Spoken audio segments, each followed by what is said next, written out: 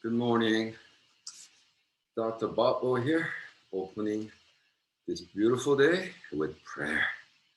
So, Lord, come, fill us, touch us, and we may live victoriously for your kingdom and taste how good it is to serve you.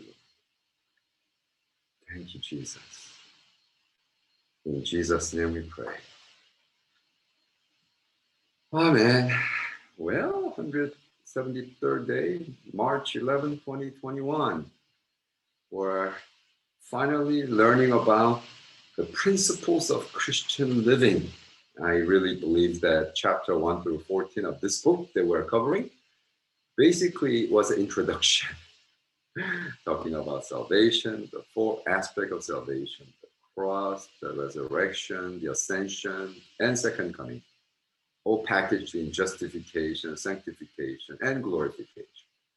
He sets the boundaries. If that's the gospel that you know, then that's good. Now, these are the principles of what it means to live a Christian living, and he calls it at the end, taste the fruit of faith only when one makes one's faith his or her lifestyle. When you don't talk about it just, but start living it, your faith life becomes tasteful. Tasteful. You live to eat or you eat to live. See, that's the difference. Right? Whatever is tasteful, that's how you want your spiritual life to be tasteful, right? And he uses Ephesians 4, 1 to 3 as a foundational verse of his teaching. So as a foundational teaching, I'm going to read 3 times slowly. And listen, this is word of the Lord. I, therefore, the prisoner of the Lord, beseech you to walk worthy of the calling which you were called, with lowliness and gentleness, with long suffering, bearing with one another in love, endeavoring to keep the unity of the Spirit in the bond of peace. I, therefore, the prisoner of the Lord, beseech you to walk worthy of the calling which you are called, with all lowliness, gentleness, and long suffering, bearing one another in love, endeavoring to keep unity of the Spirit in the bond of peace.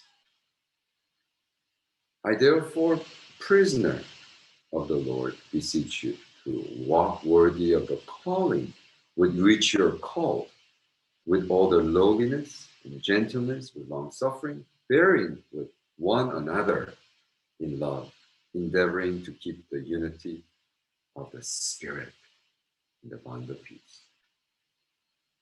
This is word of the Lord. 3 times I read, 3 times I put emphasis on different words. When you do that, the word of God becomes alive, speaks to you differently. I mean, in a sense, the word of God becomes tasteful. Have you experienced it? Like when God speaks to you in different setting, different time, with different words of the Bible.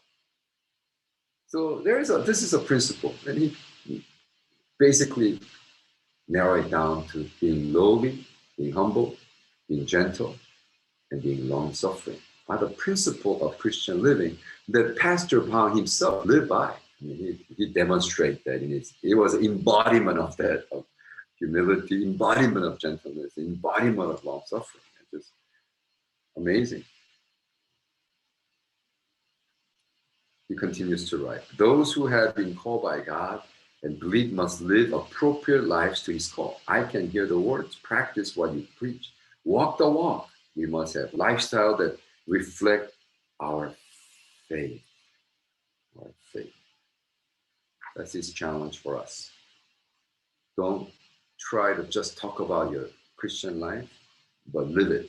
And then now as an introduction, he's going to go to the main text of how the lowliness, the humility, being humble is required. But, he says that I know we can never be perfect.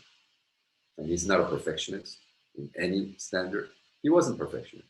But he said, even if we cannot reach perfection, we must focus on his perfection, and day by day, step by step, walk toward it. That is Christian living. That's tasteful Christian living. I know you're not perfect. You know I'm not perfect. So give up or forget this step. But doesn't God teach us or challenge us? Be perfect as I am perfect. What does that mean? Be a perfectionist? No. We'll never reach that. But reminds me of favorite character literature, Don Quixote. Have you read Don Quixote's work? Or about him, not Don Quixote, he never wrote it. He's a character.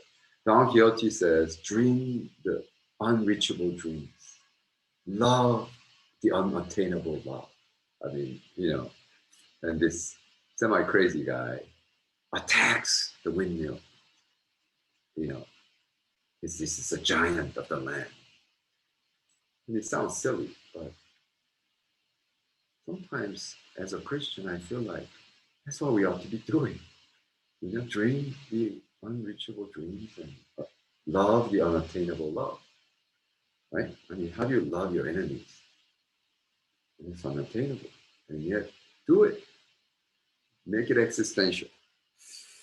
So he then goes into the verse we read earlier in chapter, specifically describe how to walk appropriately as those who are called by God with all lowliness and gentleness, all humility, he says.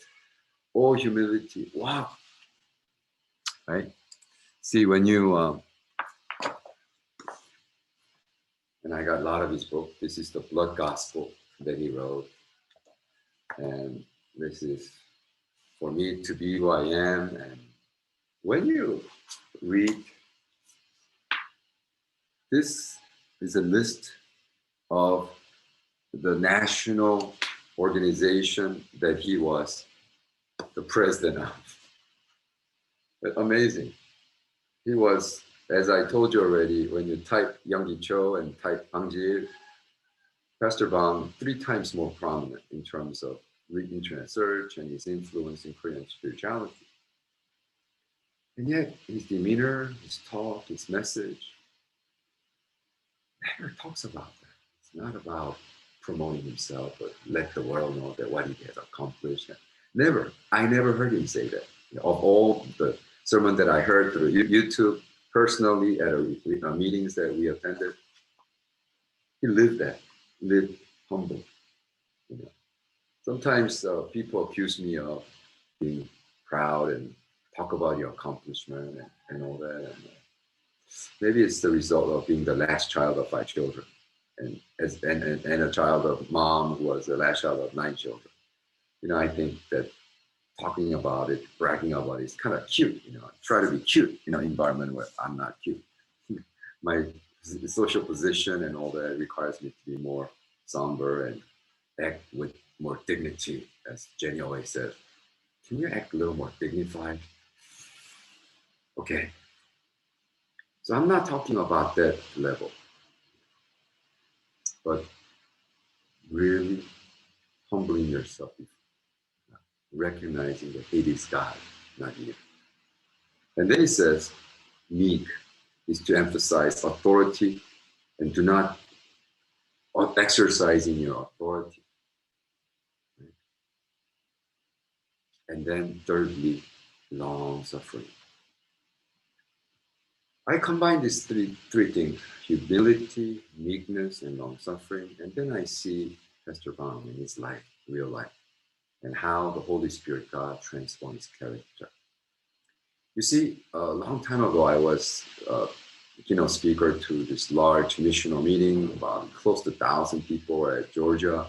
And I was one of the keynote speakers. So I was going up the stage, and then in front row was Pastor Bang with his walking stick like this. He's always sitting in the front line, always watching and encouraging the speakers.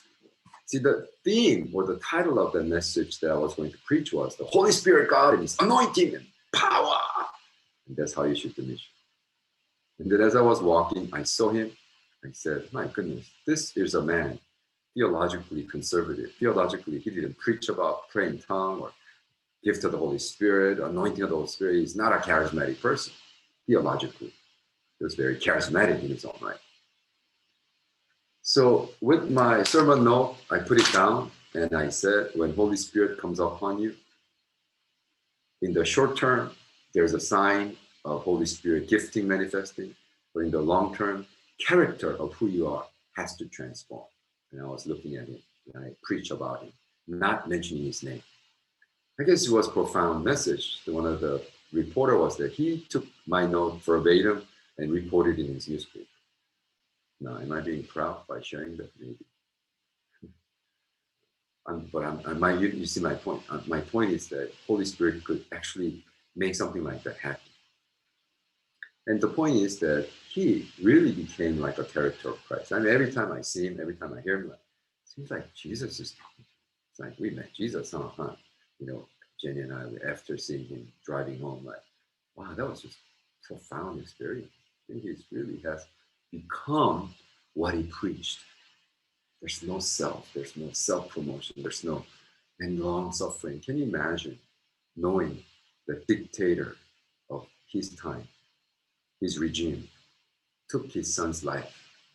His son went for a student demonstration, never came home. Well, we know the dictator killed him. Well, not him personally, the system. The Park Chung-hee represent the dictator system that allow power, kill, bury somewhere, moved on. And history wants to move on. And said, no, the justice has to be done. Okay? Someone has to speak against that. So my father also, he was not a very neat person. He had his, because his social justice was always the biggest issue for him. And so he would always speak out. He had no intention of making money and being successful financially. He was more artist. He drew oil painting. He had a sculpture studio going in the back of his medical clinic that he ran in Yeongdeungpo. You know, I really wanted to write a book about him. So I actually went to interview one of his old friends. And his old friends, you know, mentioned, just passing casually, your dad was never interested in making money. Every time I go there to talk about how to make more money by having more patients, he would say, he would write poetry, he would, you know, sculpture, oil painting, calligraph, almost semi-professional. But he was a political position of the Doctors Association of Yeongdeungpo. He was sort of like Chongmu, which was the general secretary, which is his highest position. But he would not let people make nonsense statement or speeches that he doesn't like. On the spot, he would say, stop that nonsense, you know, something like that. He was not very self-controlled, meek person. And then I had that, so I need to be careful. And I need to really calm down and be patient with people. And I'm teaching on Kap and Ur right now in Cambodia seminary. And I could be very critical. I could be very right, but I could be dead right. I could have my position confirmed by everybody. Everybody will be, well, you're right, but man, I don't want to talk to you. You're a pretty nasty guy. Your message was clear, but your methodology was pretty nasty. I don't want to hear that. So I have the tendency. I could be like my dad. See, my dad, you know, I wish that he became Christian 10 years before he died, that he could have really mended his way. But he really was, in a way, twisted. So I just want to process this and say, yes, Lord. You know, and when Pastor Hong said, it is a sign that one's faith has not become lifestyle when our impatience, right? And our insisting on our rights, being rude is evident. He says, true love is sacrifice to benefit another. When we display such love, I myself am truly satisfied and greatly blessing to others. And it brings glory to God. This is true Christian living. Then he writes, conclusion, one can taste the fruit of faith only when one makes one's faith his or her lifestyle. Do you live what you believe? Do you walk what you say? Do you say, Jesus is Lord, I love him? Well, does people see Jesus in you? I want to. If sometimes proud statement have hurt you, I ask for your forgiveness. I want to be like Jesus. I want to mimic Jesus in my life. I want my faith life to be tasty. You know, the Holy Spirit, let it be so.